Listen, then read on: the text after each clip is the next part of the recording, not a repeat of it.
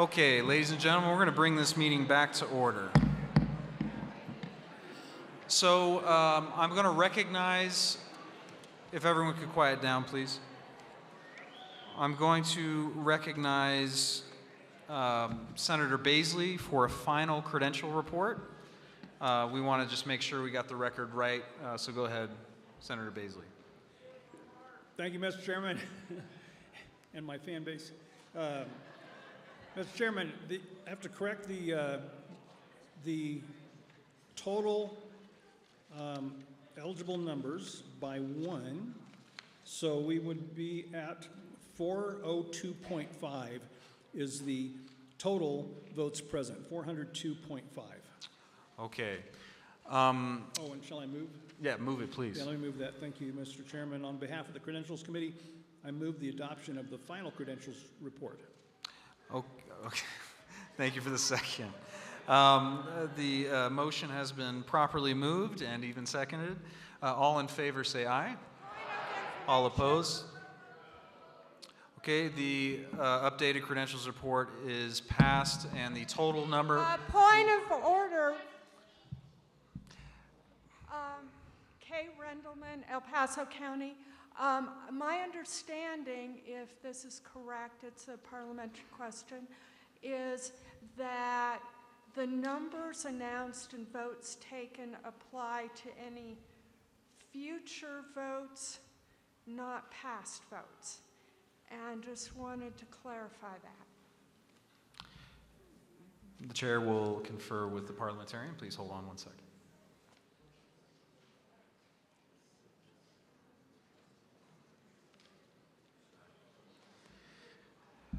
So the motion that Senator Baisley offered is that the roll call vote would essentially be the updated credentials report, because that was a painstakingly accurate list of who was present and who voted. Okay, thank you for the clarification. Yeah. Thank you, Kay. The ayes had it, by the way. Okay. I'm sorry. Yes, we're going to get to that. The moment of truth, although I'm sure all of you can do math. So, okay. Okay, one second. I want to make sure I read this number right.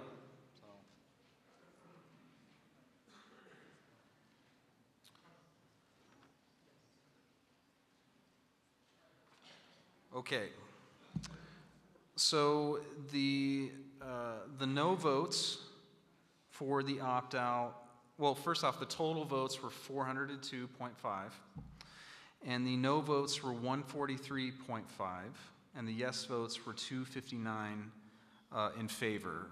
And the opt-out received a majority of 64.3%, and the no votes were 35.7%.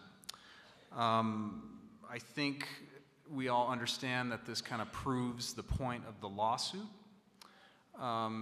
That the state has imposed upon the Republican Party an unconstitutional threshold, and the numbers certainly bear that out.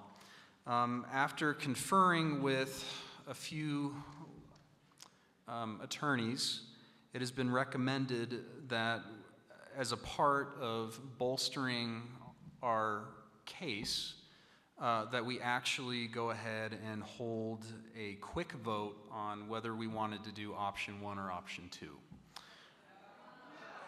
We are going to take a quick standing vote on option 1, and then if that has the majority, so be it. But in order to bolster our case, we will go ahead and do that. So I'll go ahead and move the motion. The motion will be to move option 1. Do I have a second? Okay. Mr. Chair? Yes. Point of order. Does that not require an agenda change for us? It's already on the agenda. But did you not say that it was only on the agenda if it passed, Mr. Chair? True, but after conferring with a few attorneys, this was recommended that we do this. Mr. Chair? We will get through this if we can simply vote. Mr. Chair? Yes. If you would like to change the agenda, would it not be more appropriate to have a motion to change the agenda? There is no reason to change the agenda. Would you please, Mr. Chair, confer with your parliamentarian? What's that? Mr. Chair, respectfully, would you please confer with your parliamentarian? I'm happy to confer with him. Thank you so much. It was on the original agenda, so we will go ahead and have the vote. Thank you, sir. Now, we don't really have to have robust debate over this, so we're going to go ahead and I'm going to ask for the vote. By all means. Apologize, Mr. Chair, but point of order for your parliamentarian. I don't believe as chair you can make a motion. What's that? I don't believe as chairman you can move anything. So if you're going to move it, then somebody else has to move it. That's not necessarily the case, but if we wanted to go that route, by all means, Mr. Hagerty, Chairman. please. I just had a point of clarification. My understanding is that as the chair, you have the ability to move the items on the agenda around as you see fit. Yes, It's I'm already on the agenda. Yes, it's already on the agenda. There's nothing in the agenda that required any particular action. So I think you're in the scope of what you're doing. Our parliamentarian may have a different opinion, but I doubt it. It is a ruling of the chair that since I am a member of the Central Committee, I will move this, and that is proper. And there was a second. All in favor of option 1, please stand.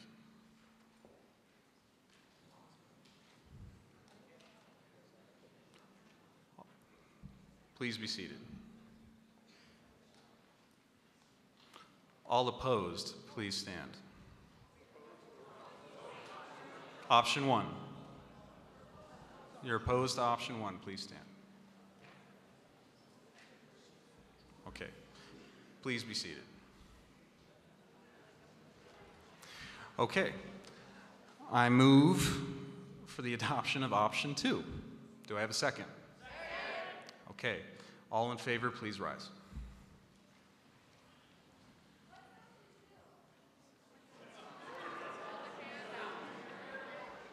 All right, please be seated. All opposed to option 2, please rise. All right, please be seated. Method 2 is adopted theoretically. Okay. Okay. Now, we'll get back on track here. The chairman would like to recognize John Fielding for the purposes of bylaw amendments.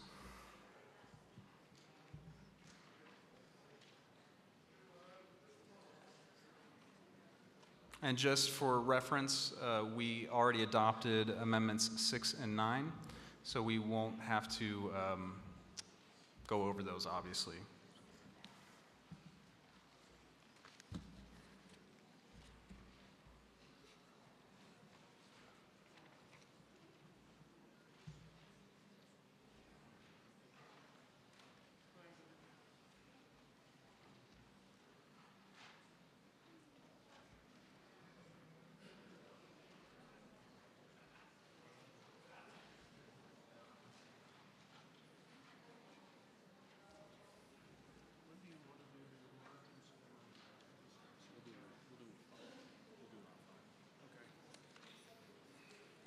Bear with me while I arrange my papers so that I know what I'm doing.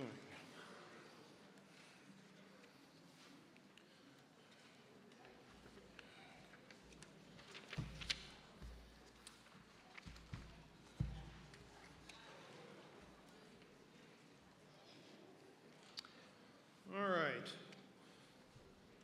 So we will start with Amendment 1. Amendment 1 was originally presented in August. This was the amendment to change the composition of the State Executive Committee, to expand it both in terms of the numbers of people and in terms of the people who might be eligible for it. This was referred back to the Bylaws Committee. And honestly, I tried to find out what the point of confusion was, and really did not get satisfactory answers. So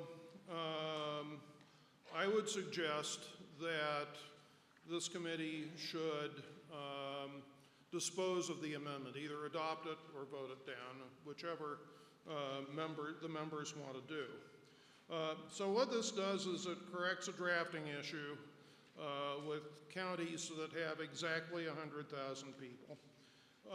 It would add 4 additional positions to the executive committee, and the committee is currently 25 people.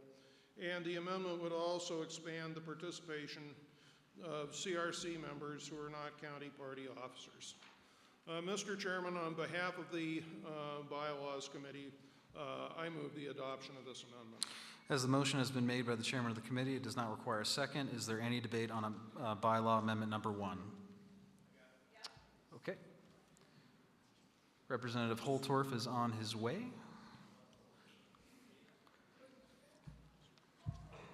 Thank you, Mr. Chair, Representative Richard Holtorf, Washington County.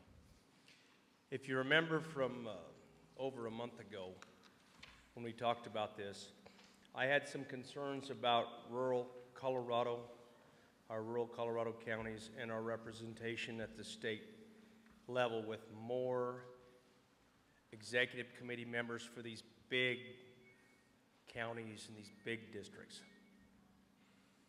I talked about the rural-urban divide. My concern about how those that live in those frontier counties out on the far end of the state, be it the western slope, eastern slope, southeast, northeast, northwest. So I have concerns and reservations. I spoke against this before. My concerns and reservations have not been abated. I don't know why we need this. 25 is a good number. If you put 5 more on, it's 30. It's an even number. I don't know how the votes go, but I know even numbers are not good when you're trying to vote on something. And then the chair might have to split it with break the tie. I'm not sure how that works. I'm not serving at that level. But my reservations have not been abated, and I want the body to consider that as we move forward. Thank you. Mr. Chairman, if I could respond. There are 2 points to be made. Number 1, if adopted, this amendment would expand the executive committee to 29 people, not 30. And second, I would note that the expansion is equally weighted to counties under 100,000 and counties over 100,000 or more. So in that sense, there are equal opportunities for additional representation from the smaller counties.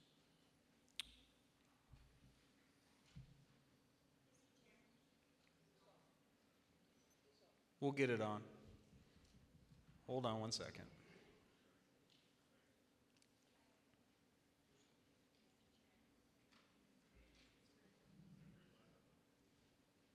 Why not put that back and come over here?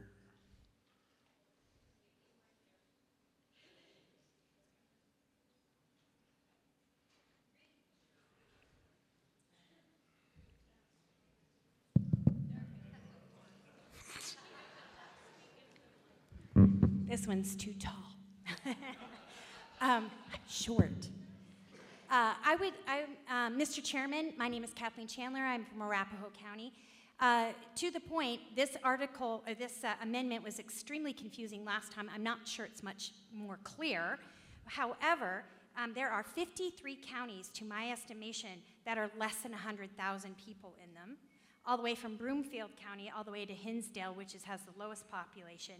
There are 11 that would be over 100,000. And so I think it's disproportionate in how many people are going to be picked from which counties. So I agree with Mr. Holstorf that said this is disproportionately harming, or not harming, but not representing the rural communities. So I would urge a no vote. I think part of what's happening in Colorado is this urban-rural divide is getting even worse. And we need to start recognizing that Colorado is all 4 corners. And I don't believe that this would be fair to those counties that do have a rural population. We've already made it more difficult for them to get here, to get their proxies, and now we're going to disproportionately allow larger counties to have more representation. So I would urge a no vote. Hold on. The bylaw does not disproportionately do anything.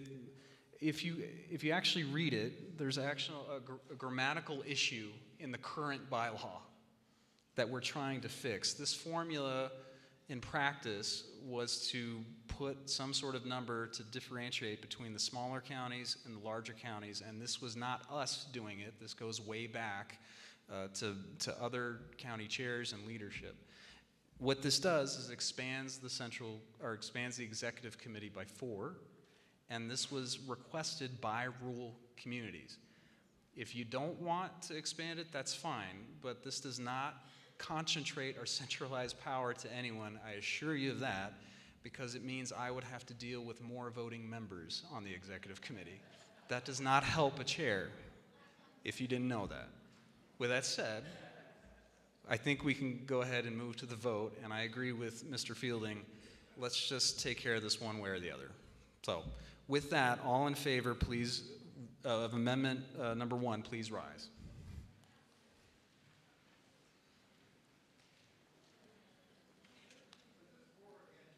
This is 4.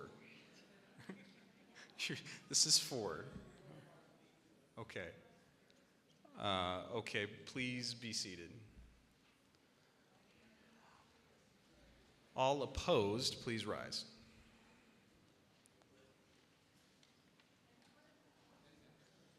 Okay, please be seated. The amendment fails. Okay. The chairman recognizes John Fielding for the purpose of considering bylaw number 2. Okay. Bylaw number 2, in my opinion, if you will allow the chairman of a committee to express an opinion, personal opinion, I think this is one of the most important amendments that we are going to consider today. The reason is that this is an attempt to respond to a statute. Back a couple of years ago, the state legislature, for whatever reason, passed a law that effectively banned nominations from the floor at our designating assemblies. That law is currently codified at CRS 14601, subsection 1.5. The law as it currently is requires a candidate seeking designation to give at least 30 days written notice to the chairman of the assembly that they want to go through. And in some cases, they have to give notice to additional people like the state chairman. This, I submit, is a trap. It's a trap for unwary candidates who may not know about this and who may be unable to comply. It is a trap for unwary district and county officials who may inadvertently wind up running an assembly that does not comply with the law. It is a reason for assemblies to fail to make an effective designation, and that this would cause the designation to go out of an assembly and into an assembly vacancy committee. All of these, I think, are highly undesirable consequences. Fortunately, the statute can be altered by its own terms, can be altered by party rules. It says unless otherwise provided by party rules. And in considering this, the Bylaws Committee concluded that it was best to have a uniform rule statewide so that all candidates, all county assembly, all assemblies would be following the same requirements. And this way we could mitigate the trap for the feature of the trap for the unwary. And that is what this amendment attempts to do. And what it does in substance is it allows nominations from the floor. It says that a candidate can seek a designation from the state assembly or from a county or district assembly without having to give any advance notice to the county or district chair. Now, there may be consequences for that if they come in at the last minute, and I think it says a period of 7 days. There may be adverse consequences to a candidate who comes in at the last minute, such as they may end up at the end of the speaking order. They may not get their names printed on the ballot. They may not be given as much time to speak. And that's at the discretion of the unit of the district or county or state that is putting on the assembly. And that's to ease the administrative burden on the people who are running the assembly. But it does allow for nominations from the floor. And I think we have to do that, or else we're going to be stuck with a situation where people will not comply because they don't know the law or because they don't know the rules, and it will be an unhappy situation all around. So on behalf of the Bylaws Committee, I move the adoption of Bylaw Amendment Number 2. A motion has been made by the chairman of the committee. It does not require a second. Is there any debate on bylaw amendment number 2? Yes. Mr. Chair, Dusty Johnson from Morgan County. I move to strike the may have reduced speaking time in both instances. Can you reduce that? Or can you put that in writing and submit it to me? Yes. Thank you very much. While we're waiting, we'll go ahead and hear from someone else. Vicki Tompkins, Chair, El Paso County. That last sentence may appear at the end in the speaking order. Now, anybody ran for office, you know you want to speak last. And I don't think it's fair to have someone who decides 7 days before that they're going to run and they get to speak last. Am I reading that incorrectly? It's May. I know it says May, but we know what it says. You know what I'm saying. I would like that to be altered. The chairman needs a motion, and if it's going to alter this, I need it in writing. Okay, I will put it in writing, but I make a motion that that last sentence be altered. Okay, well, let's come back to, come on up and let me,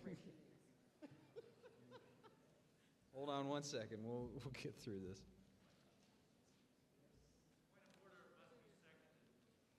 All right, we'll get through it. I'm sure there'll be a second. Okay, it says move to strike may have reduced speaking time in both instances. And so If that's the case, Mr. Chairman, I would also suggest that the amendment would provide for the insertion of the word "and" between ballot and may.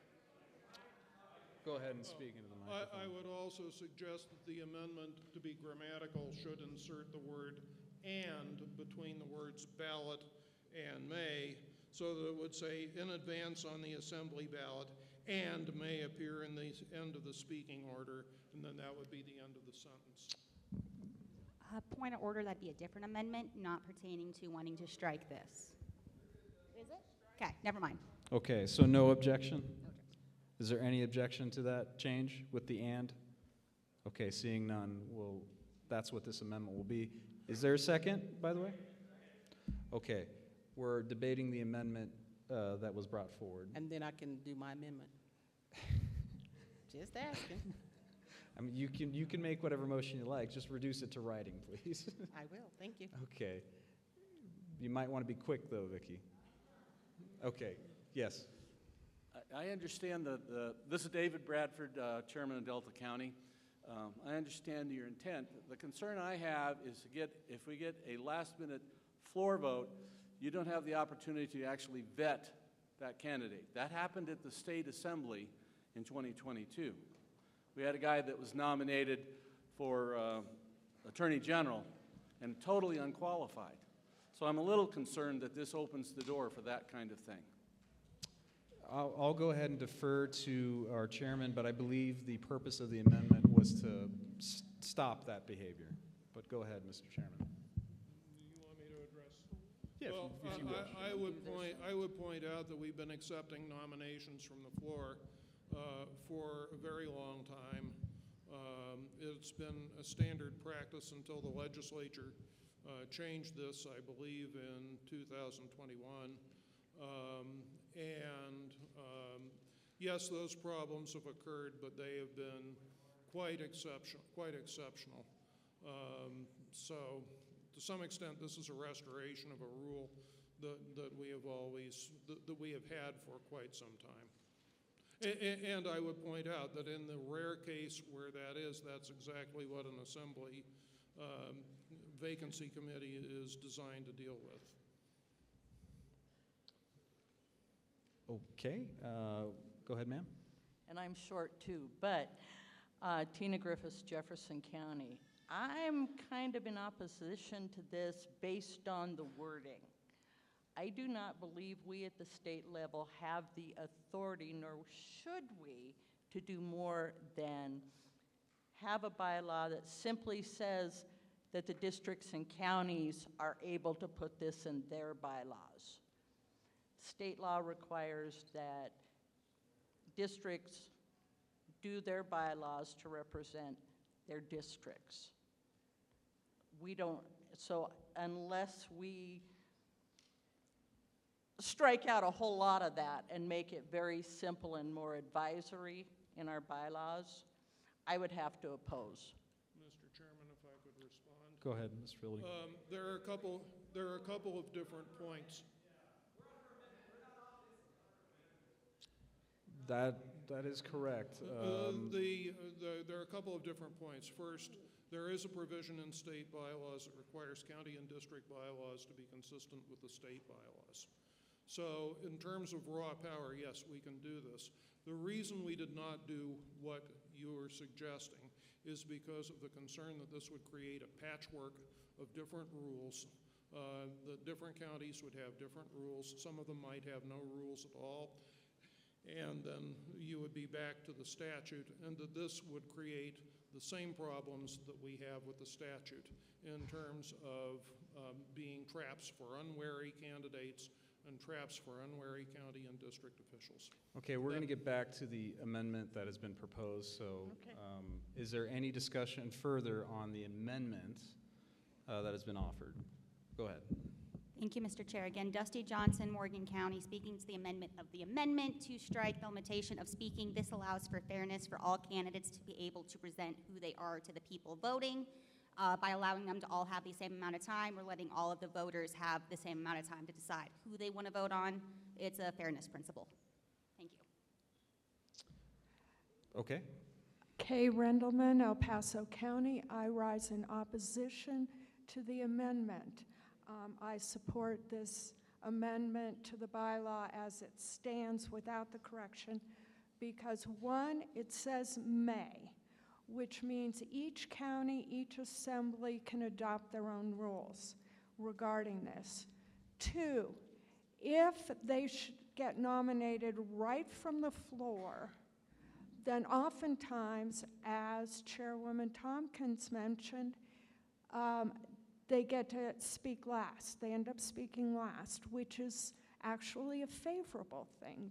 So you want to kind of discourage people from putting their name in at the very last second. So by saying we can limit your time or cut your time and not as much time as kind of a penalty for waiting till the last second. I think that's an option that each assembly should have the right to do in their own rules. And so that's why I rise in opposition to the amendment Okay. Thank you, Mr. Chair, Representative Holtorf, Washington County. This amendment to the amendment allows for everybody to be treated the same. And oh, by the way, in our representative form of government, the more dynamic a process you have, if people want to come from the floor and run for a job, God bless them. There's not enough people doing this mess. So absolutely not. And who cares if they speak last, folks? We're smart enough people to know who the good one is and who the not so good one is. And if the one ain't worth a tinker's damn, then send him to the house. So, vote for the amendment. Support this great idea that is part of our process. Don't box people out. Thank you, and it'll be the last time I speak on this issue. Okay, seeing no further discussion, we're going to vote on the amendment to the amendment, and this only requires a majority vote. All in favor, please rise. Could you restate the amendment? Could you restate it? Point of clarification. One, please sit down. We've asked for a restating. Let me get the document.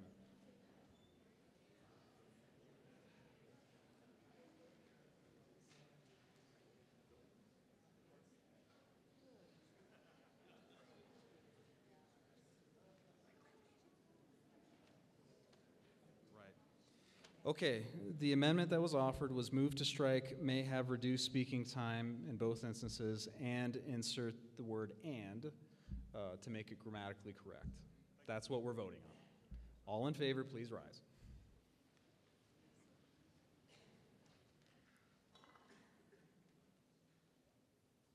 Okay, please be seated. All opposed, please rise. Okay, please be seated. The amendment to the amendment passes. Vicki Tompkins, you're up. Well, I wrote it down, so I don't remember what I wrote, but anyway. One second, Ms. Tompkins. So to be consistent and appropriate, this is what our team has worked on. Okay. And you tell us if it's okay. But basically, strike may appear at the end of the speaking order and insert in both places, shall speak first in the speaking order. Is that your amendment? That is it. Thank you very much. That's my amendment. That's my motion. Do I have a second? Okay. Discussion. Is there any discussion? Okay, seeing none. All in favor of adopting this amendment to the amendment, please rise.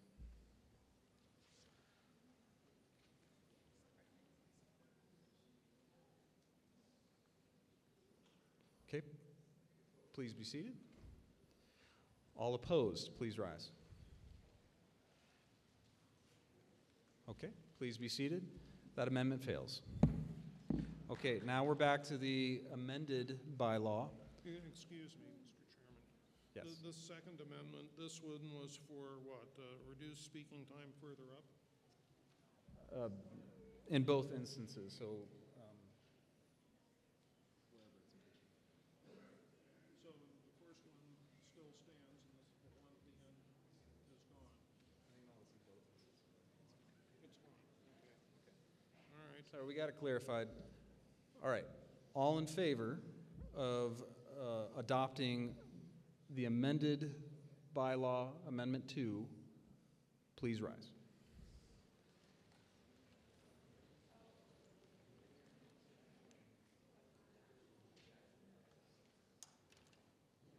Okay, please be seated.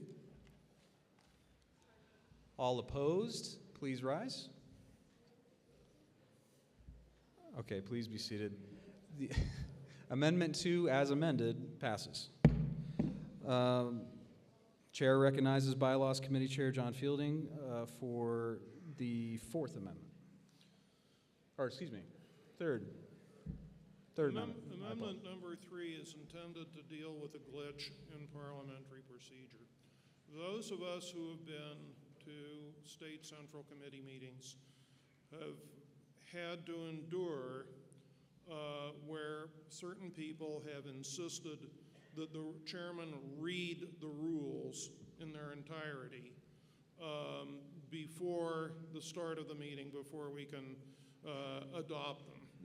The chairman has to go through rule after rule after rule after rule. And apparently, I've been advised by the parliamentarian that Robert's rules makes this an individual right of each member, and that the only way to regulate this phenomenon is to have a bylaw amendment. So this attempts to balance two things. One is that this amendment assumes that all of us can read and that we can read the rules for ourselves. It also assumes that our time is valuable and that the time of this body is not well spent by having the chairman read the rules at the insistence of an individual member. But on the other hand, it also attempts to incorporate some instances where a reading of the rules or a part of the rules may be necessary in order to have, in order that the members of this committee may be fully informed. As, for example, if there should be a last-minute change in the rules, or if there, for example, the rules were not transmitted in a timely manner. And of course, this amendment preserves the right of a majority of this committee to insist on having any part of the rules, or indeed all of the rules, read to them if a majority of the committee wants to do that. So what it does is it takes it out of the power, or restricts the power of an individual member to insist on rules being read, while still respecting the power of the majority, that if there is a reason for the rules being read, or if a majority of the committee wants that, the rules shall be read and the will of the body shall be honored. Mr. Chairman, on behalf of the Bylaws Committee, I move the adoption of Amendment 3. Okay, the amendment has been properly moved by our chairman. It does not require a second. Is there any discussion? Seeing none, we'll go into a vote. All in favor of adopting Amendment 3, please rise.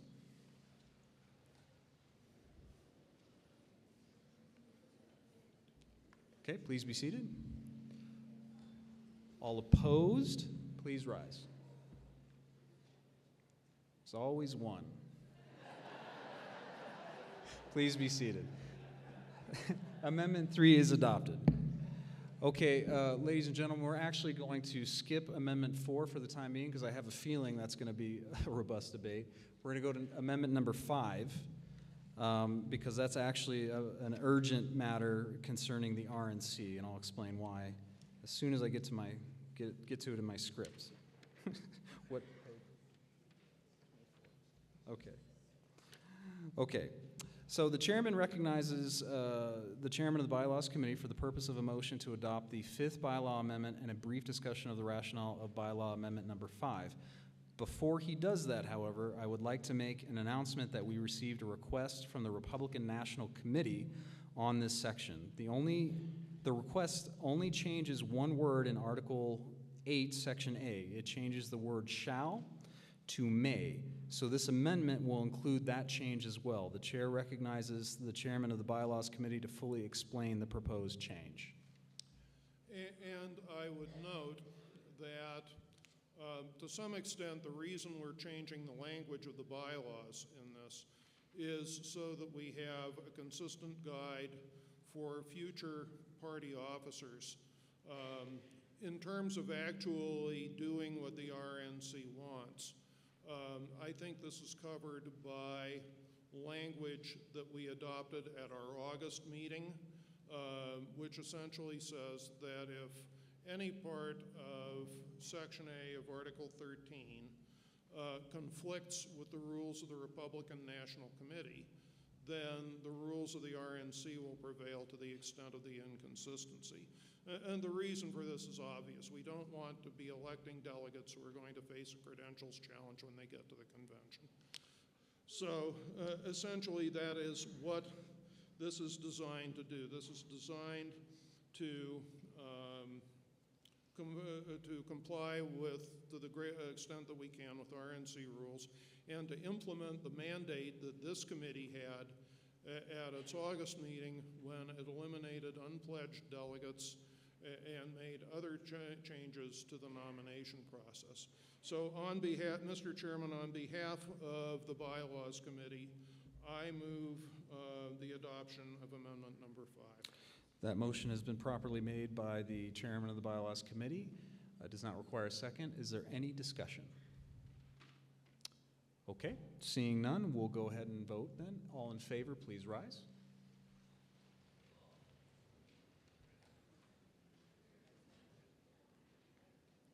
Okay, please be seated.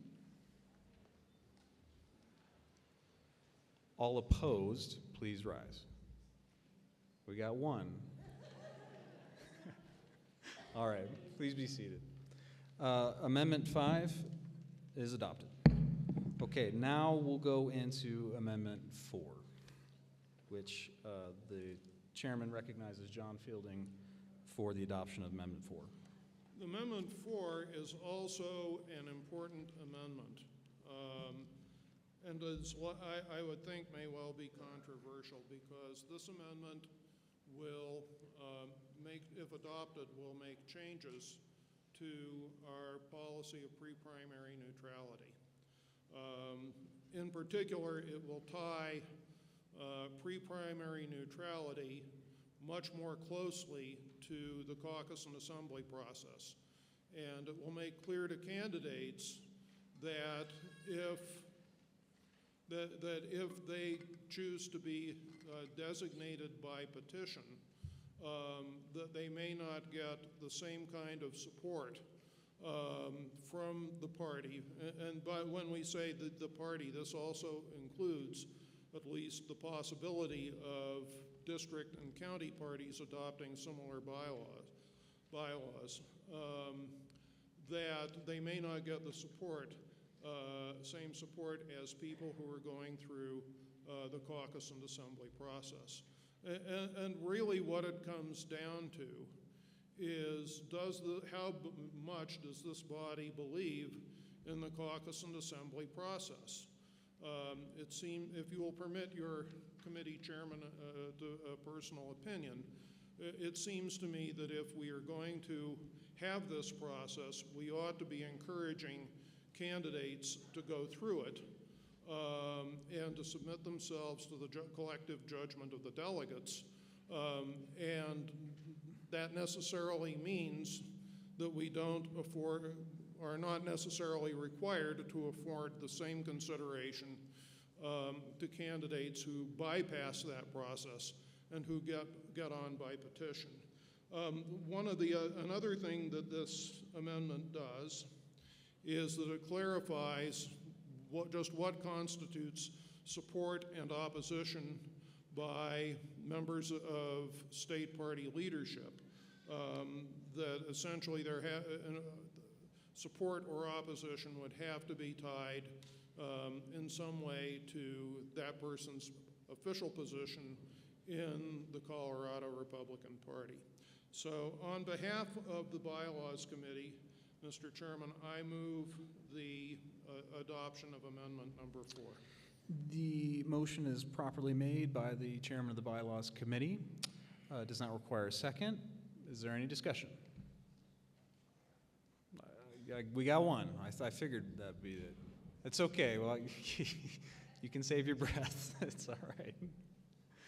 Name and county for the record, please. Mr. Chairman, my name is Kathleen Chandler. I'm with Arapahoe County. I am strongly opposed to this because it takes the state party of its neutral position for primaries. It does not allow people that may have had opposition within their local party to get onto the ballot by petitioning on and receiving support that's due to them at that time. This is wrong for the party to not be neutral until after the primary.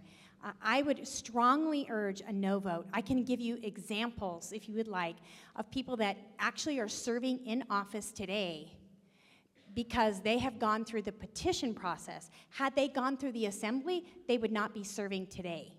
And so I would vote that we say that they should not go through that, that the party should not be the arbitrator of who is the person that ends up on the ballot. That's up to the voters. And that support should come from them from the party. So I would urge a very strong no vote on this amendment. Mr. Chairman, if I could briefly respond. Go ahead, Mr. Chairman. The first point is that there is nothing in this amendment that prohibits any candidate from seeking to be designated by petition. Understand. Well, yes, but I want to make sure that the rest of the committee does too. Whether a candidate goes through an assembly or goes for designation by petition is up to that candidate and only up to that candidate. The question, however, is what is the duty of, if any, of the party with respect to candidates that do not go through our prescribed process. That doesn't mean that they don't get on the ballot, but it does mean that that if this amendment were to pass, they may not be treated equally. And of course, that's up to the judgment of this committee, but I would submit again, given the increasing trend toward candidates being designated by petition, if we believe in the caucus process, I would respectfully suggest that we need to defend it and to encourage candidates to go through it. And I would respectfully submit that we do not do that by saying, oh, well, it doesn't matter if you petition or you go through the assembly, you get the same support either way. But respectfully, sir, it also says I'm sorry, that Kathleen. I'm sorry. There's plenty of opposition. I got to move this along. Go ahead, sir. Larry Forgy, Baca County. So when do we act like Republicans? We've already handed state control over by refusing the opt-out. There's a reason we're Republicans. There's a platform, and those who petition on bypass the platform. Either we're Republicans or we're not, right?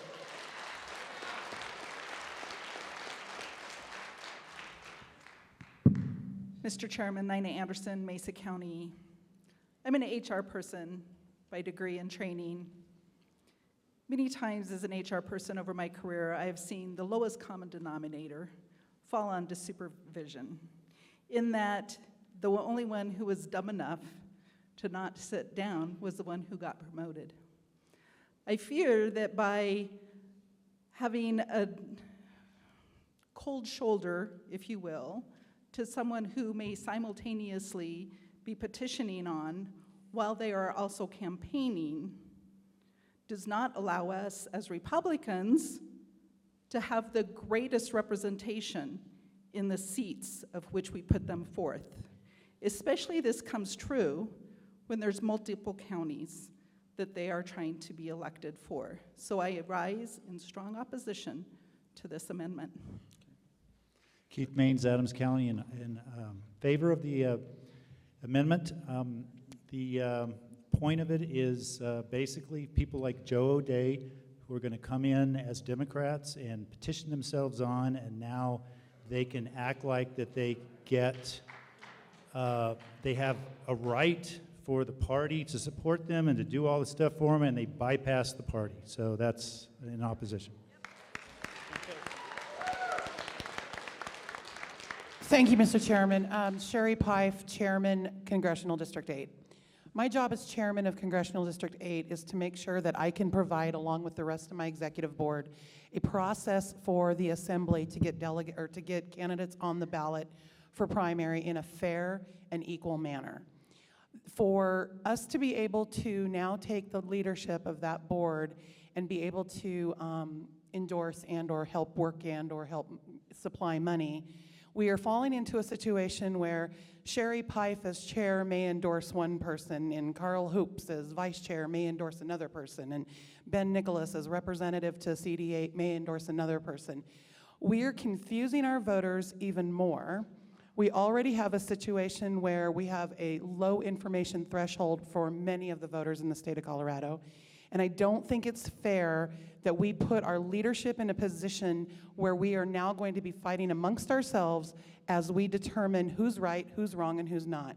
We have got to find a way to bring this party back together, and allowing our state leadership to endorse a candidate during a primary is wrong. I rise in strict opposition to this. Mr. Chairman, Westheimer from Jefferson County, bonus member. I rise with two hats on at this time. I am a member of your team at the Colorado GOP. We have attended several RNC meetings where I've had the honor and privilege to sit in on other staff meetings where it has been discussed with similar bylaw amendments in other states. Perfect example, the state of Florida. They have a system like this in place already where their candidates who go through an assembly or a convention process are endorsed by the state party on the ballot. Meaning if they went around the assembly, they weren't supported by the party. But if they did go through the assembly process, the party endorses and supports them. So this exact issue is already policy in several other state parties around the country. I rise in full support of this amendment. I encourage you to join the ranks of other GOP parties in other states around the country and vote yes on Amendment 4. Thank you. Kay Rendelman, El Paso County. I rise in opposition. Sometimes candidates choose, even though they support the caucus and assembly, choose to petition on because there are questions on the integrity of the process of the caucus and assembly being run. And I will tell you that in one county, a chairman was found by a judge to have illegally added names on the assembly list of voting delegates. And a House District Assembly had to be rerun because of that. If we pass this, you are kind of tying the hands of people and empowering a issue when sometimes there are questions of integrity. And so I urge you to vote no. Mr. Chairman, if I could briefly respond. Ms. Rendelman, or excuse me, the member from El Paso, I would respectfully disagree that this ties the hands of anyone. What it does is it opens up options, whether county or district parties take this option to loosen their rules is entirely up to them. This does not require any of them to do anything. It merely addresses what state parties' position is on the question of caucus versus assembly. Jeremy Goodall, Chair of CD5. I rise in support of this amendment. I think the word here is accountability. If you're not accountable to the assemblies and the people that are putting their time and effort to come into this process, why are you deserving of their efforts and support? Daniel Finnelson, El Paso County. I'm a former Trump staffer, as I mentioned earlier, and having been on the ground trying to get votes for Donald Trump before he went through and got the nomination, having to be able to pull the card saying the party needs to be neutral, give us the access to the data, give us the access to the apps that we need to win was vital for us to be able to put pressure on the Clinton campaign. And so if we have a party leadership that doesn't like a certain candidate, like they didn't like Donald Trump in 2016, then what we're going to see is that those resources will be kept away from the right candidates that we need to push our nation back in the right direction. So if you want an honest party, a neutral party, then vote no on this. But the party should be neutral, and if you can't be neutral in a primary and you're running for chair or vice chair or secretary, you should not be running. Those positions should be neutral so everyone has equal access. Thank you. Mr. Chairman, if I could respond briefly to Mr. Fenless. Mr. Fielding, we're gonna go ahead and let Joan go. Okay. Yeah. That's fine, I'll pass. Go ahead. Hi, Joan Poston from Jefferson County. And I am in support of this mostly because I have run into the political consultant class in Colorado. And I feel that when you do the petitioning, that you oftentimes have people that know the ropes. And there are other people, like there was in Carson, in CD 7, that get pushed out mostly by the Secretary of State. I don't want to see us to continue to have other people playing in our elections. I am a Republican. I will vote Republican, and I will support people who go through the assemblies. Thank you. Thank you, Mr. Chair. Tina Francone, bonus member from Jefferson County. 2 points, please. Who doesn't think that giving money to a candidate connotes support of that candidate? I don't know how you say that it doesn't by this bylaw. It does. If you give money to a candidate, you're endorsing them, you're supporting them, or you're opposed, or if you give it to their opposition, it's support. It's opposition as well.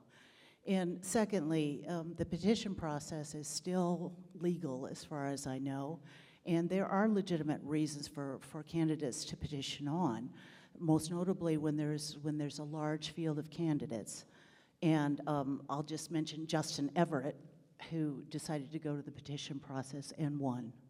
I think our voters are smart enough and savvy enough to look at the candidates and consider them all. And if in your heart of hearts you think somebody who's gone through the petition process is not a Republican enough for you, then don't vote for them, and they'll lose. So I trust all of you to make that decision. I think the state party endorsing candidates in the primary phase is not right, and I strongly oppose this.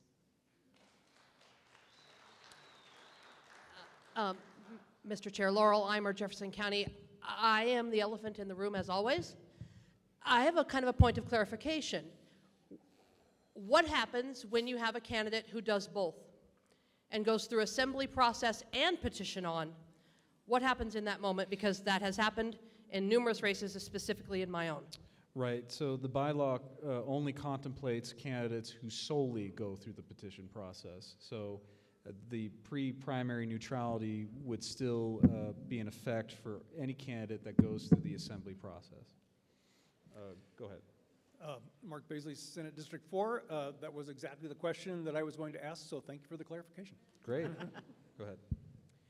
Vicki Tompkins, Chairwoman for El Paso County. I am rising in support of this amendment, and here's my reason.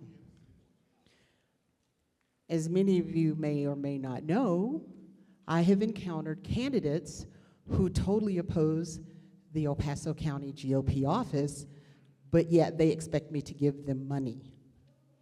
Okay, not gonna happen. Candidates who oppose their county refuse to go through the assembly process and not talk to the people and then expect support, please. That's not right. That's not even ethical. I'll go that far to say that. And that is why I am so impressed with this amendment, because finally we can give people, demand candidates to have some accountability and stop skirting the very people who would get out there and walk for them and work for them. So yes, I'm in favor of this amendment. Dr. Whitney Snysmith, I am the chair of Lake County's Republican Party, and I am strongly opposed to this amendment solely for the reason that in my own county, I have witnessed both Democrat and Republican candidates purposely be kept off of the caucus or held up in the caucus and assembly processes by the party in order to run and field what the local central committee felt was their candidate. And so in order for strong candidates to be able to present sometimes in local elections, their only option is to petition on. And so for all fairness, I would like both petition candidates and assembly candidates to be treated fairly with the electorate. Hey, thank you, Mr. Chair. Todd Watkins, I'm Vicki's vice chairman. So as a party, I would think that the most important thing that we could do is to support candidates who reflect the platform that is the identity of the party, and that's actually the best selling point of this party. But just as a point of information, I'd like to point out, I cannot speak for the other counties out here, but those members from my county in opposition are actively engaged in making money off of the petition process and petition candidates. So I think there's probably a reason for they're wanting to keep that. My name is Carl Anderson. I'm chairman of Teller County. I am also a candidate from CD7 that had rampant fraud committed on his petition. There are now 6 warrants out for arrest for people who committed that fraud from the Attorney General's office. One thing I despise about this amendment is that you're saying people that sign petitions legitimately, their votes don't count to put you on the ballot. That's a problem, people. That's why there's only a limited number of people in this room, because we alienate other voters. Republican voters are Republican voters. If they want to sign a petition to put somebody on the ballot, that is their right, and it should continue to be their right after today.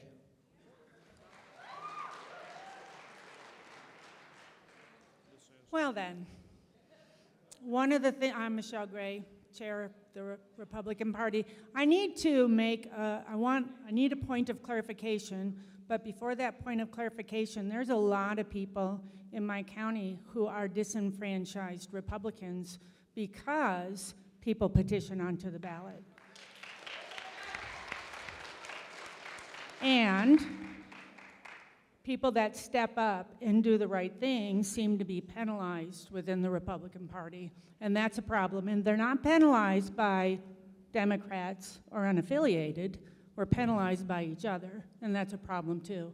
But my point of clarification, so if somebody goes through the caucus process and petitions on, but they fail in the caucus, but petition on successfully, what does the amendment say?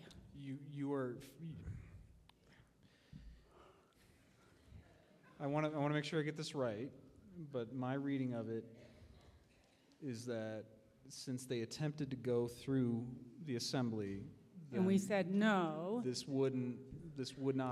You could not do this as a party officer. The bylaw's chief aim is to allow for support from officers to a candidate that goes to the assembly, but as opposed to another candidate that solely petitions on. And I could be wrong, I don't think I am, but I'll defer to Mr. Fielding for clarification. I would point out that the amendment says that in order to count in effect as a assembly process candidate, all a candidate has to have done is to participate in the applicable assembly. So if they have participated, and that means that they hold themselves out before the delegates in that assembly, I would say that under this language they qualify as an assembly candidate, even if they have petitions in reserve. So they go through the process, they get voted down, we don't want them, but they can petition on, and we have to support them.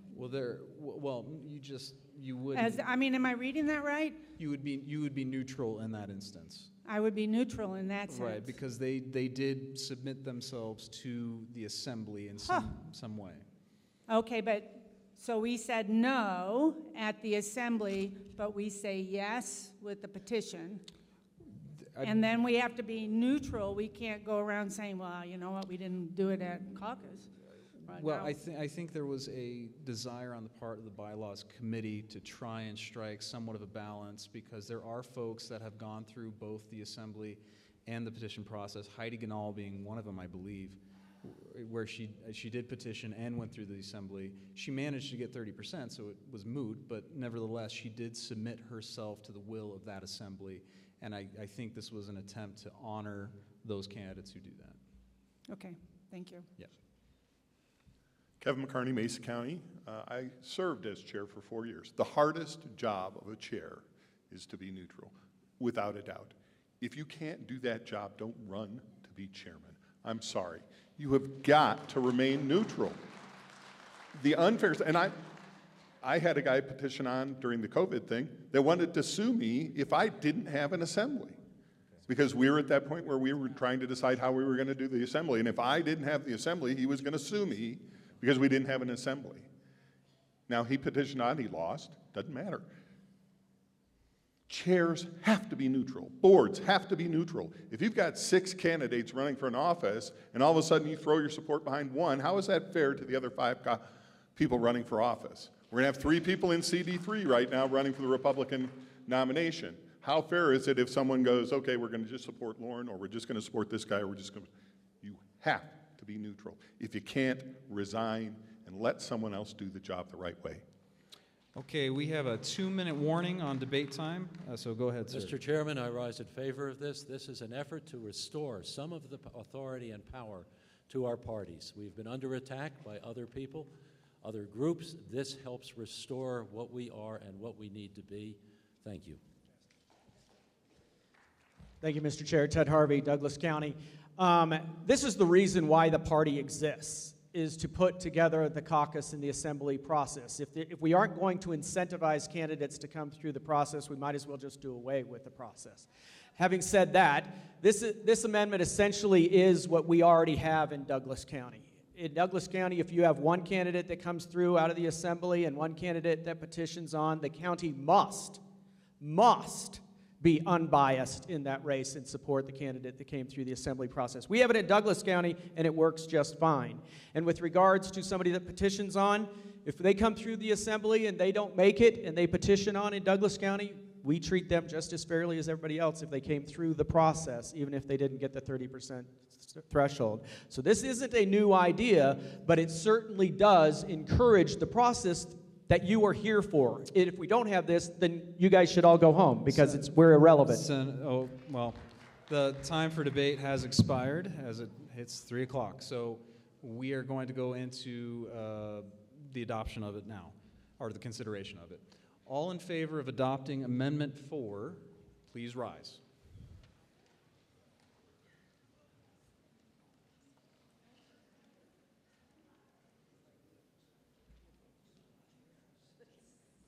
Okay, please sit. All opposed, please rise.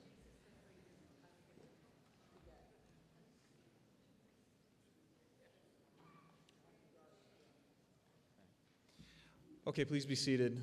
It's the opinion of the chair that bylaw amendment number 4 passes.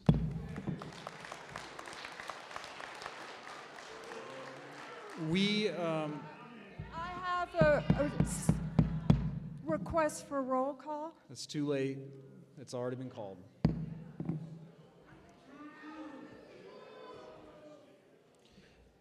We are going to forego Amendment 8. We have a hard deadline by 4, so we're going to go ahead and move in to the national delegate plan right now. So thank you, Mr. Fielding. That will be all. Okay, so amendments 8 and 9, then I We guess. already did. Oh, well, 9 passed, so it's just 8. Yeah, that's fine. Okay, yes. So ladies and gentlemen, we are up against a hard deadline for the national delegate plan. This needs to be approved by October 1st. That's tomorrow if you haven't checked your calendar. Just so you know, we have submitted the draft well in advance to the RNC, and they've looked through it, and the only sort of hiccup that they wanted to address was in Amendment 5, which we already addressed. We have to adopt a plan by October 1st and have it submitted by October 1st. Otherwise, we're going to be in a world of hurt. And if you don't believe me, you can ask Randy Corcoran and even Vera Ortegon about how much world of hurt we will be in. We don't want to jeopardize our delegate allocation. We are currently slotted for 37 delegates to represent Colorado in Milwaukee for the 2024 convention. The national delegate plan was submitted, I believe, 30 days ago, and I even updated it in light of the Trump ballot access lawsuit that a left-wing organization had brought forward. Within that update, we are providing notice to the RNC that should, for whatever reason, the lawsuit against Donald Trump is successful in blocking his ballot access, that we will have a contingency plan, or that we will request that the RNC approve our contingency plan where we will award our delegates through a caucus and assembly process. We felt that it was highly unfair for our party to be subjected to a presidential primary that would deliberately exclude the former president. And so it's just a notice, it's not a guarantee. It's not a guarantee because we don't know what the outcome of the lawsuit is, but we at least wanted to bake it into our plan so that we would have options. Right now, the National Delegate Plan allows for us to award our delegates through the Super Tuesday presidential primary on a proportional basis. So whichever candidate receives 20%, that's the minimum threshold for us to award delegates, they will be awarded delegates in a proportional way. That is the plan in a nutshell, and again, I must stress this, I have to submit it by tomorrow, so I would ask that you would please adopt it. I don't believe we need a motion, do we? I'll put the motion on the floor is the adoption of the National Delegate Plan that was submitted to you. Is there any discussion? There doesn't appear to be any discussion. Okay. Oh, I think we might have one.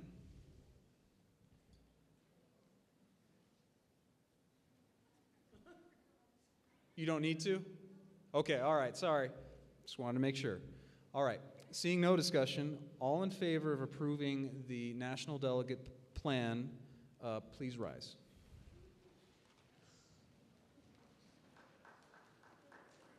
Okay, please be seated.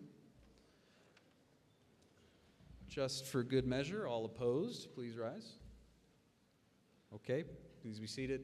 The motion passes and we can have 37 delegates. Okay, now we will go into the State and Congressional Assembly delegate allocation formula. Please put it on the screen. This was submitted to you, I believe, 2 weeks prior to this meeting, and the delegate formula that we have contemplates that, and by the way, this is based on the results of the 2022 gubernatorial race with Heidi Ganahl and Danny Moore. And what it would do, there's two options. Option one would say that every county has a base of 3 delegates. And they would get 1 delegate for every 300 votes that Heidi Ganahl and the ticket received in that race.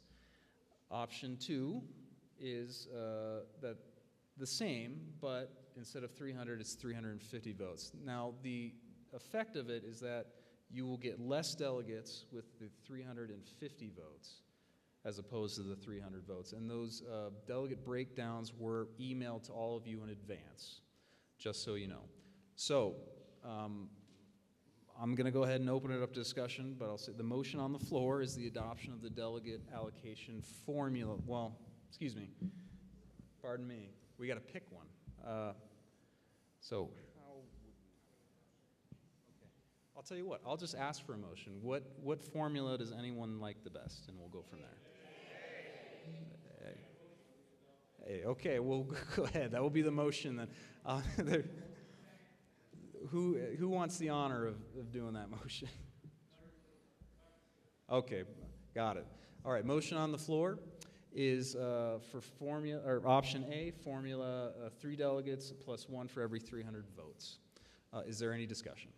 Mr. Chairman, John Fielding, Douglas County. I don't necessarily rise in opposition to this, but I do have a warning for this committee. Historically, we have always adopted the delegate allocation plan that awards the most delegates to the individual counties.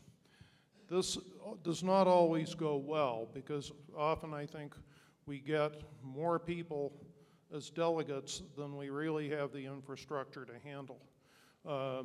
Depending on the allocation formula, you may have a large county like El Paso that has over 1,000 delegates and alternates. And that's a hell of a burden for a county chairman.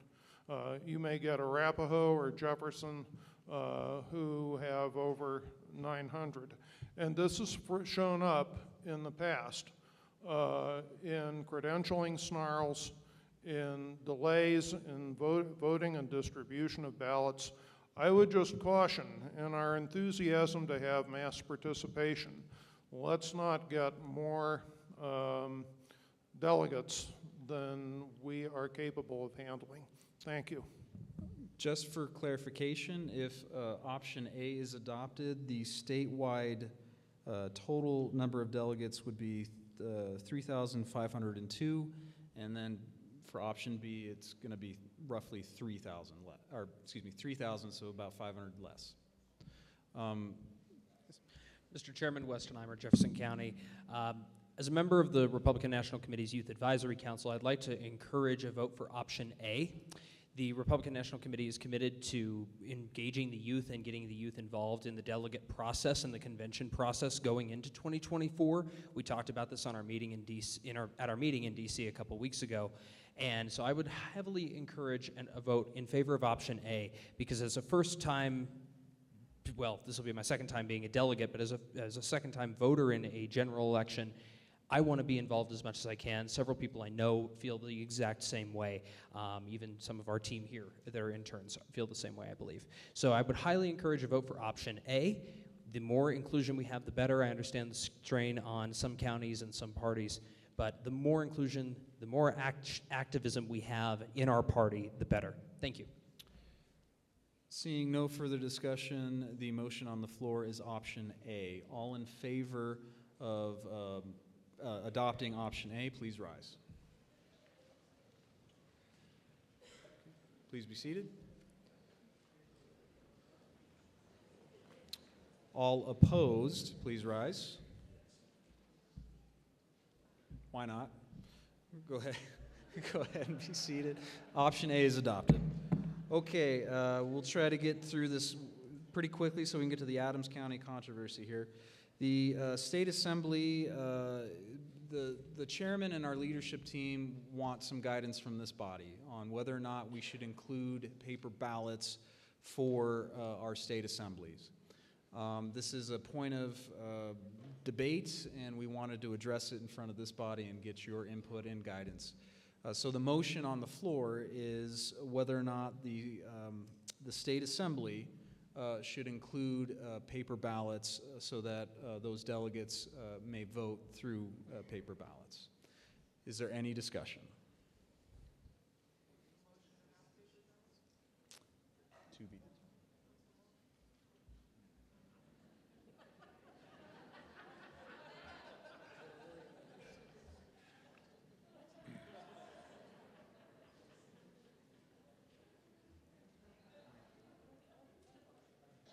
Go ahead. Thank you, Mr. Chair. The Linda Zamora Wilson, El Paso. I would like to be able to audit the election. That is huge. We were not able to do that at the State Assembly. I think that is, I really don't think there's anything else to say. We need to audit. Mike Denson, Sedgwick County Chair. It's my first time at a microphone with the exception of offering the blessing a couple of years ago at the convention. Anyway, we all do things on our cell phones every day. I venture to say everybody in this room does their entire banking on their cell phone. We can figure out how to vote. I'm not saying we have to do it on our cell phones or our iPads. We can figure out how to do it electronically. We could cut 2 hours out of our day by voting electronically. Please. Amy Mitchell, Park County Chair. If it's in writing, it's real. If it's in writing, it can be audited. And I believe that paper ballots are trustworthy. The last State Assembly, those little clicker things, it was, the level of confidence was very low on the ability of those working well. So I would say if it's writing, it's real. Let's go with paper ballots. Old school is always a really good way to go. Thank you. Eric Reinert, Weld County. Paper ballots are nice, but they're time consuming and they're more error prone than electronic. For the opt-out process, we were promised electronic voting in option 2 that would be auditable. I proposed that whatever that method was would be used for the assembly so that we can have electronic ballots that are auditable. Before I recognize you, Senator Baisley, I want to implore everyone of the hard stop here. So, but please go ahead. Thank you, Mr. Chairman. Mark Baisley, Senate District 4. So if we have paper ballots, which I strongly support, that is computer readable, could be scannable, then we can have two counts. We can have the hand count that would take some time to do, that would be the official count, but we could have a rapid computer-generated count to inform everybody what it looks like, and it would be the unofficial count, but it would be fast. So if we just use, and we've done this many times in past state assemblies, where we have computerized, computer-readable paper forms, but that just would be the rapid response, and then we go count them, and it might take us hours or days, but that would be okay, and that would be the official. That's my recommendation. Thank you. Thank you, Mr. Chair. My name is Lindsay Moore. I'm from El Paso County. I rise in support. Thank you. I rise in favor of this. I want to propose that Peg Cage and the Teller team has created an incredible process that is very, very timely and very efficient. And if all of you were at the State Assembly last year like I was, you saw that those clickers you could punch 100 times and you never knew how many votes you put in. With a paper ballot, we know we've got one ballot for one person in the box. And what's a little bit of time to know that it's one person and one vote? The chair would ask your indulgence to not say anything else so we can get to the Adams controversy. I think we pretty much know what's going to happen. Okay. So, thank you. Mr. Chairman, I move to close debate. Well, I think debate's over, so let's just do this. All in favor of paper ballots, please rise. Okay. Please be seated. All opposed, feel free to rise if you want. Okay, please be seated. Paper ballots we will use at the State Assembly. Okay. At this time, we need to take up the Adams County controversy. I'd like to call up the representative for Daniel Bellefontaine and Evan Underwood, if you could make your way up to the stage. I think it was Heidi, right, okay. So come on up. So per the rules that were put out to both sides of this controversy, each side will be granted 7 minutes to present their case. You do not have to use all 7 minutes, but you are welcome to them. The party that is appealing will get to go first. They have a total of 7 minutes that will be strictly enforced, and then a response from our Secretary, Anna Ferguson. So please, go ahead. I am reading Daniel's words. Hello, Central Committee. I'm Daniel Bellefontaine, the chairman of Adams County Republican Central Committee. I'm not able to be there today because I am in Greece with my wife for our 15th wedding anniversary. I would like to take this time to address the bonus member controversy in Adams County. I would like to start by setting the stage. The Adams County Republican Central Committee had our biennial reorganizational meeting on February 4th of this year.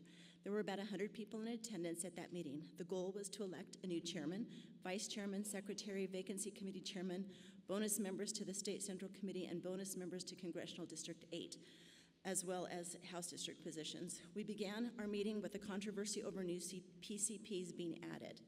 Our monthly January meeting was scheduled to elect new PCPs through our vacancy committee. Chairman Windholz canceled the January meeting. Some of our executive committee members voted to hold a vacancy committee meeting anyway, following our bylaws, and 18 new PCPs were elected at that meeting. The first order of business at the reorg meeting was to validate these new PCPs or not. We voted to accept the new PCPs by a vote of 44 yes to 43 no. Then one of our ACRC members asked that we redo the vote because she was confused as to what we were voting for. The vote changed.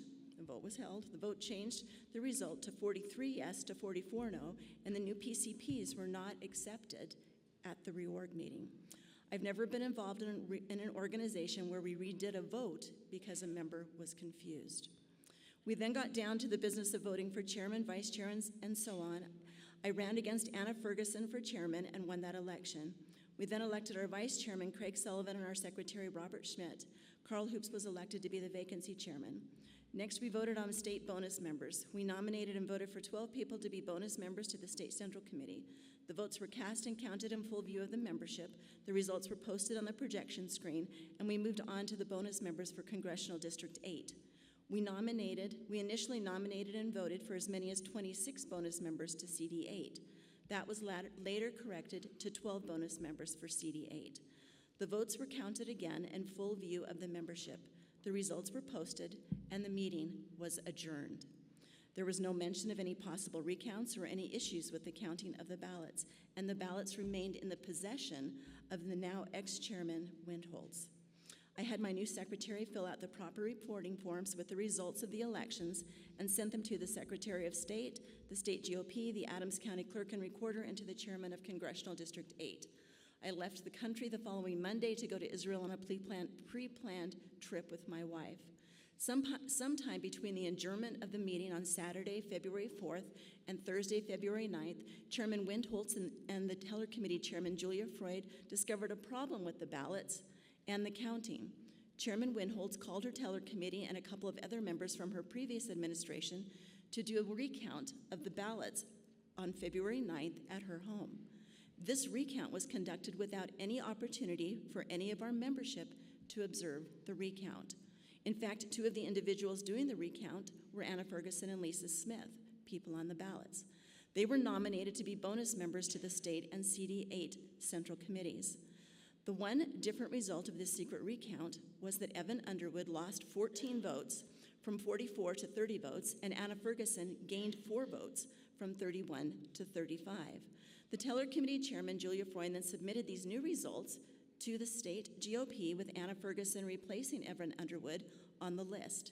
Very few members of the ACRC were even aware that there was a recount. The next day, one of our ACRC members posted the results of this recount on his Facebook page. That posting was discovered by another member who then confronted Chairman Windholz about having a recount in secret. Chairman Windholz then scheduled a second recount to be held in a more public place with a few more members invited to observe the counting. I was then notified by email of the second recount, but I was still in Israel. The second recount was done, and the results were, of course, the same as the first. I was not made aware that there were 3 other individuals who had the same number of votes as Anna Ferguson in the first 2 recounts. Those 4 individuals that tied for a seat were Keith Maines, Ryan McBride, and Stacey Doherty, and Anna Ferguson. By this time, I was being pressured by Anna Ferguson, ex-chairman Windholz, and the Teller Committee, Julia Freund, to submit the recount results to the state GOP. I was on the phone Wednesday morning, February 15th at 2:30 a.m. in Israel with our then chairman, our political director, and our state attorney to figure out how to handle this situation.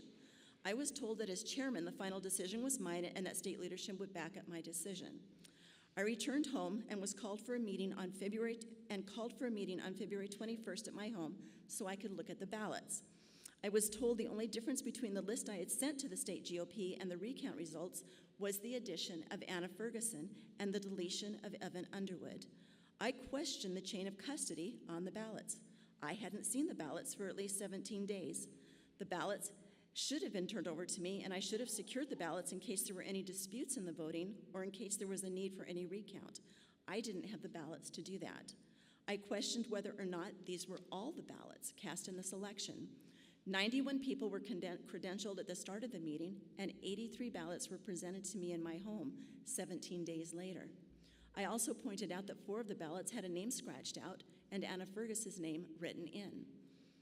As I said earlier, I did not know then that at least 3 other people had tied in the recounts with Anna Ferguson. We did not conduct a full recount. We focused only on the votes that were cast for Anna Ferguson and Evan Underwood. I also did not know at that time that Evan Underwood had lost 14 votes. How does one lose 14 votes in a recount? I was told that a tally sheet had inadvertently not been counted at the reorg meeting. That certainly would add votes for some, but not lose votes for one and only one person. My decision to leave Evan in place as a bonus member in the State Central Committee was based on several factors. First, once the gavel came down at the reorg meeting on February 4th, the tenure of Chairman Windholz had ended. This was confirmed by the state party. Robert's Rules of Order and Parliamentary Procedure point out that any unfinished business from that meeting becomes the responsibility of the new chairman at the next meeting. This includes any recounts of any ballots during the original meeting. Second, The need for a recount was never communicated to the new leadership nor to the majority of the members of our county organization, which is a violation of their rights as voting members. Third, my concerns with chain of custody of the ballots in the process of conducting a recount were not adequately addressed. Fourth, at least 2 of the nominees were also involved in recounting the ballots. This is at least an ethical issue, especially in light of election integrity. I'm sorry to cut you off, but your time has expired. Why don't you finish your sentence or a sentence and we'll Fifth. go. The third recount was not a recount, as the only ballots that were focused on were those pertaining to Anna Ferguson and Evan Underwood. As I have said, at least 4 members tied with Anna Ferguson as a result of these most recent of the 2 previous mostly secret recounts. We rant and rave about election integrity in all of our election. There is integrity in an election that is transparent and witnessed by the electorate. Okay, the chair will recognize Anna Ferguson for, no. Chair will recognize Anna Ferguson for a response. This was already debated at the State Executive Committee, and it was found that they agreed with the fact that I was the one that was supposed to be as a bonus member for Adams County. They had 3 recounts, and the reason they had the recount was because there were about 10 people that got 0 votes. We were being rushed out, as we're going to be probably rushed out of here at about 4 o'clock. The votes were, everybody was coming up on the stage. Votes were not being counted only by the teller committee. People were coming up and just counting things and giving numbers. But in any case, Joanne decided to do a recount. It was not a secret recount. The teller committee was involved. A couple of other people were involved. Daniel was in Israel at the time. Joanne had the ballots secure. She signed an affidavit. The ballots were never out of her possession, so the fact that they're saying that she might have manipulated something or thrown away some ballots because of the fact that Evan came up with 14 less votes, and I didn't come up with 4 more. I always stood at the same number. Mine was always at 35. Evan was 14 above that, actually, he ended up with 31, I believe. But he had 14 more of them at the day of the organizational meeting. Daniel, who was the chair, also had a recount at his house. He instructed the teller committee to put through that I was the one that was on the ballot as a bonus member and not Evan. And he made her send it to the Secretary of State, the county chair, the state GOP. And it was actually the state GOP that talked Daniel out of keeping his commitment to make this final, this third recount. The fact that I was tied with 4 other people is not true. Keith Maines got 36 votes. I got 35.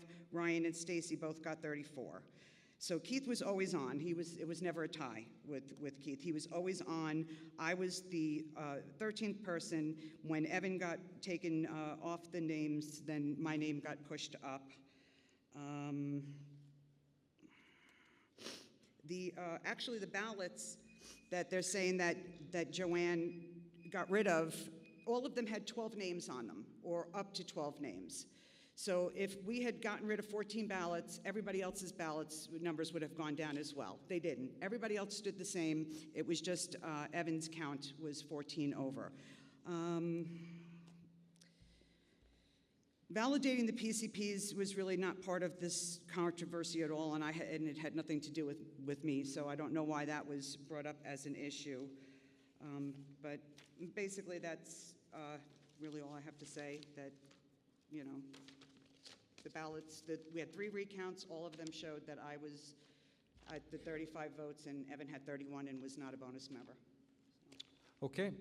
We're going to go into debate. The motion on the floor, or the question on the floor, is on sustaining or affirming the decision of the executive committee on this controversy. Before we get into debate, just to answer a few questions, the executive committee did vote in favor of Anna Ferguson. I can't disclose the exact totals, but it was a clear majority to do so. I'm happy to answer questions as debate ensues, but I wanted to make that clear to everyone. The decision that was rendered was emailed to you 30 days ago. So please review that material as debate goes on. We'll go ahead and start with those in favor. Thank you, Mr. Chair. Laurel Eimer, Jefferson County. I also represent Congressional District 7 on the State Executive Committee, so I heard this complaint originally. And I'm very concerned that the original complaint submitted by Adams County Chair Daniel Belafonte, which I have right here on my phone that I could read to you if you want, is significantly different than what was just read from the platform today.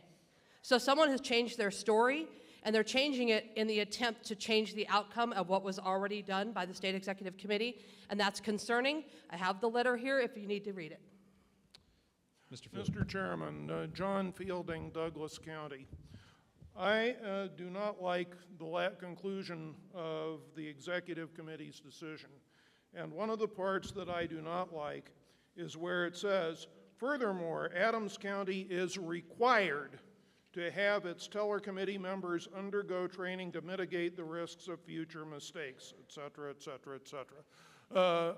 Mr. Chairman, I do not believe that this committee or the Executive Committee has the power to require counties to train their people. And Mr. Chairman, I move to amend the decision on the last paragraph of page 6 to strike the word required and substitute the word recommended. 1 second, let me confer with the parliamentarian. Is there a second?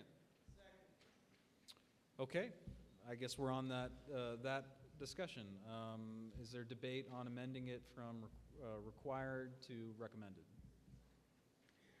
What, Mr. Chairman, the basis for my proposed amendment is that I don't believe there's anything in our bylaws or statute that gives the Executive Committee the power to require things of the counties like this unless it is essential to resolving the dispute. Once they determined that Ms. Ferguson was the proper bonus member, that resolved the dispute. So this is an excess of what was necessary to resolve the dispute before the Executive Committee, and I think it's outside the Executive Committee's power. Thank you. Is there any discussion on the amendment to the decision? Okay, seeing none, this only requires a majority vote. All in favor of this amendment, please rise.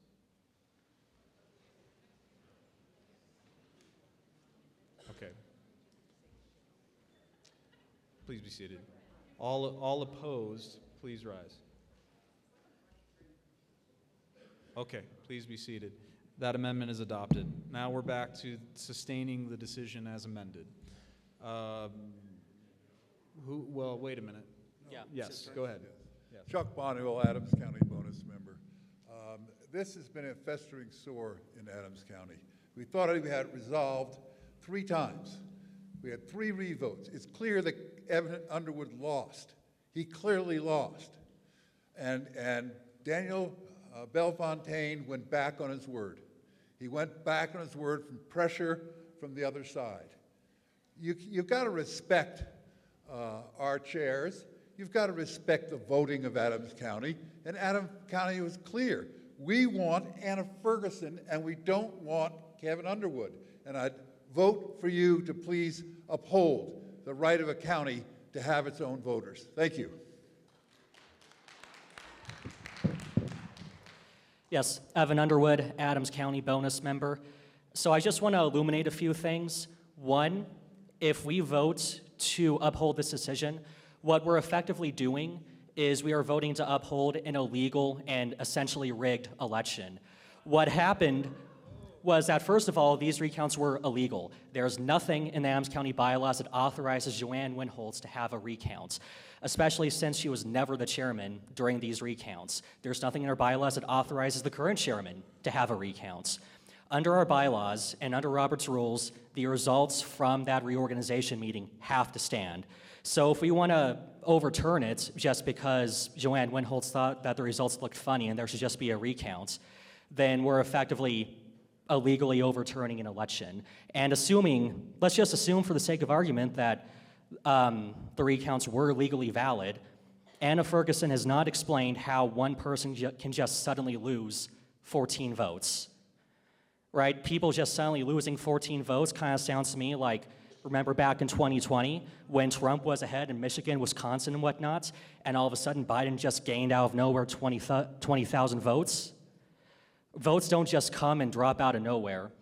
So the original votes are the actual votes, and if people want to dispute that, unfortunately, our hands are legally tied.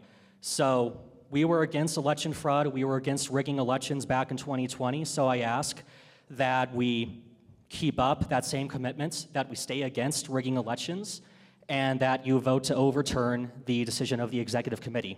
Thank you. This microphone is for those who support affirming the executive committee's decision, right? Yes. Over here? Okay, well, I'm going to switch sides. I was just waiting. Okay, I'm speaking in favor of affirming the decision. And the value of paper ballots is that you can audit them, and so that's the whole point. They were audited and they were shown. And there's no evidence that anybody manipulated anything, and so they had the 3 recounts. Actually, the recounts were all, my understanding is essentially the same. I mean, like maybe one different or something like that, but it didn't change the result. All 3 recounts agreed, and that's the value of the paper ballot. And the outgoing chairman's responsibility, I think it is his or her responsibility to make sure that the results that he or she is transmitting to state are correct based upon what happened at the meeting.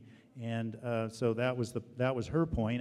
There isn't a special procedure. I agree with that because it's not a normal situation. So, but she's a fair person. She's not a liar or anything, so I'm sure she did a good thing. So in the same way, the chairman is giving the right results to the state after the fact, just like a treasurer would ensure that the books were correct before, and made whatever corrections or whatever, that presumably they could show, with paperwork, which they could here. So if the audit, if it's more important to support who actually won or the process. So I think it's more important to support who actually won. Hi. I'm speaking for the process because I think the process is important, as we have seen, as we have seen like in our election process. The process matters because that determines who gets elected. And so I was actually contacted by someone who sent me a screenshot. She sent me a screenshot and said, "Oh, did you know about this recount?" And I was like, "No, I'm the House District Chair and I'm on the executive committee. I know nothing about this." And so I texted Daniel, who was in Israel, and I was like, "Daniel, did you do a recount?" He goes, "I don't know what you're talking about." And I said, "Well, this is the picture that I was just sent, and a recount was done." And so he said, "Well, you need to verify this." And I was like, "Okay, I'll call Joanne." So I called Joanne, and Joanne's like, "Yes, we did a recount because I felt like there were discrepancies." And I said, "Well, why did you not contact people? Why did you do this in secret?" And she said, "It's my authority." And I said, "Joanne, you don't have any authority. You are not the chairman anymore." That's like me doing it. I could say, "I need to count the ballots again." I mean, we don't do things. The gavel came down, the meeting ended. If there were problems, call another meeting. Call another meeting, but you don't do it in secret. There needs to be a chain of custody with our ballots. How would we feel if all of a sudden we went home and they said, "Oh, we needed to count this again. Oh, and now it's changed." That would not sit well with you. That is what happened in Adams County.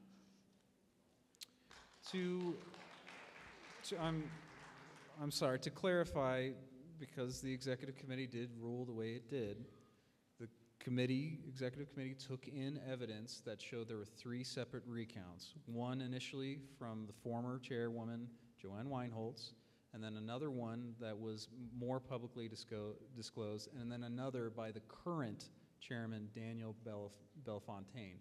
In all 3 instances, those ballots were shown to have had Anna Ferguson win that slot.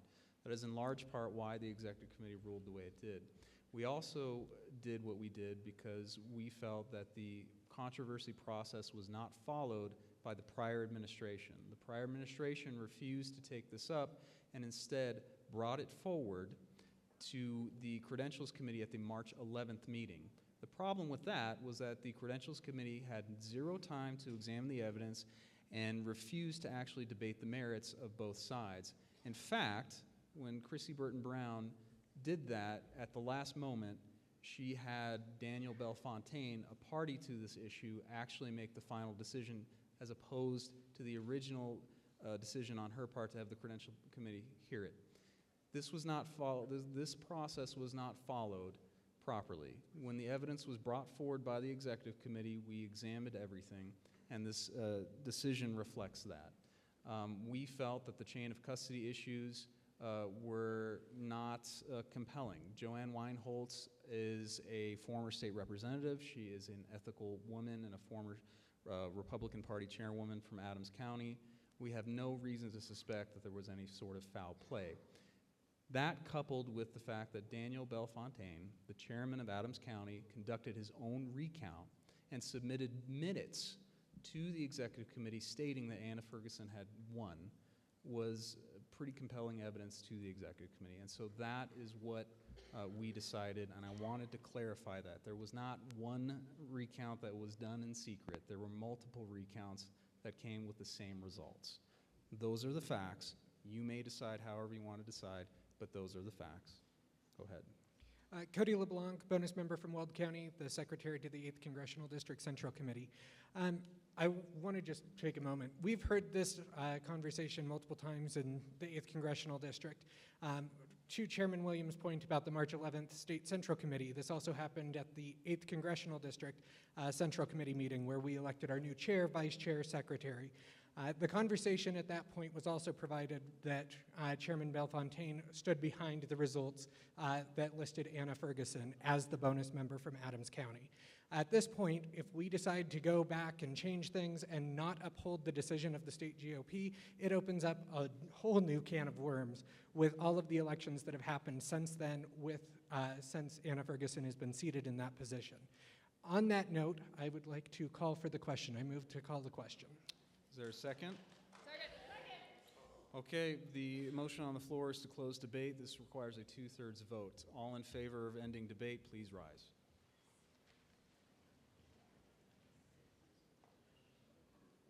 Okay, please be seated. All opposed, please rise. Okay, please be seated. The ayes have it. Debate is closed. We will move into the immediate vote on affirming the decision of the Executive Committee. So, as amended by Mr. Fielding. So, just to clarify, the decision is, if you vote yes, you're affirming the decision that the Executive Committee adopted. If you vote no, you're voting to overturn that decision. So all in favor of affirming and sustaining the decision of the State Executive Committee, please rise.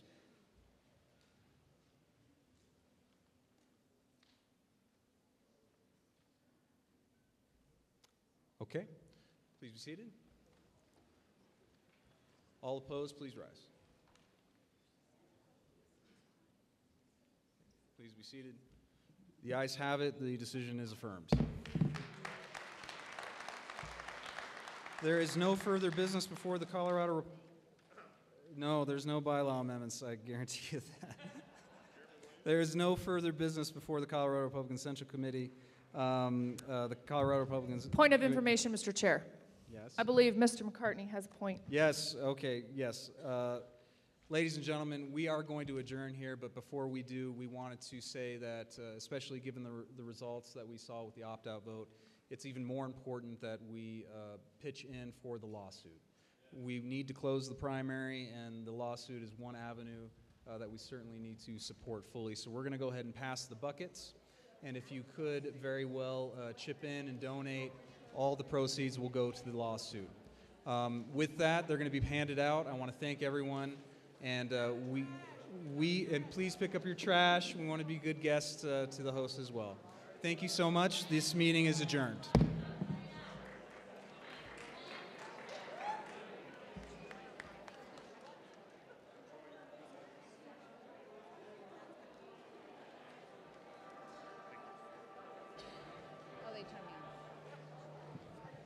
Hello.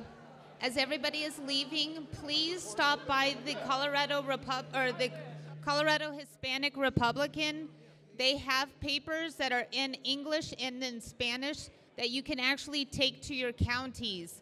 Please stop by their area over there where they had the hot dogs.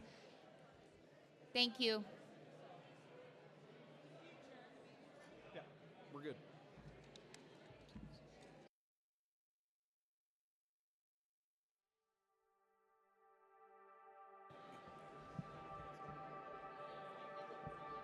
Right.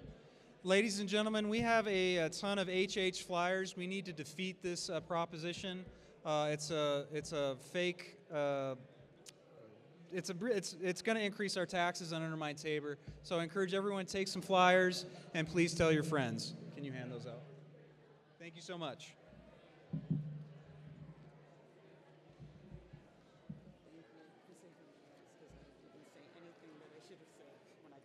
It's okay. Well, I got mad because